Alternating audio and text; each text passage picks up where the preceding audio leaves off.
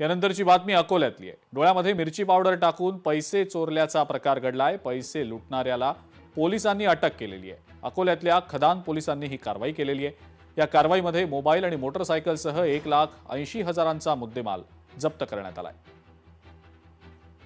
चार बंगला या ठिकाणी एक जबरी चोरीचा प्रकार घडला असल्याची माहिती पोलीस स्टेशनला मिळाली। त्या अनुषंगाने पोलीस स्टेशननी तपास सुरू केला। सीसीटीव्ही तपासले, फिर्यादी यांना विश्वासात घेऊन फिर्यादींकडून अचूक माहिती घेतली। त्यात समोर आरोपींनी जी वाहन वापरलेलं होतं त्या वाहनाचा पाठलाग केला। सीसीटीव्ही मधून त्याची मुवमेंट तपासली। भारतीय न्याय संहितेप्रमाणे गुन्हा दाखल करून त्या आरोपीला अटक केली आहे। त्याच्याकडून 100% रिकव्हरी या ठिकाणी टोटल 1,80,000 रुपये आरोपीच्या वाहनासह करण्यात आलेली आहे। आणि आरोपीला पीसीआर किती दिलाय, पीसीआर साठी आरोपीला न्यायालयामध्ये हजर करणार आहे।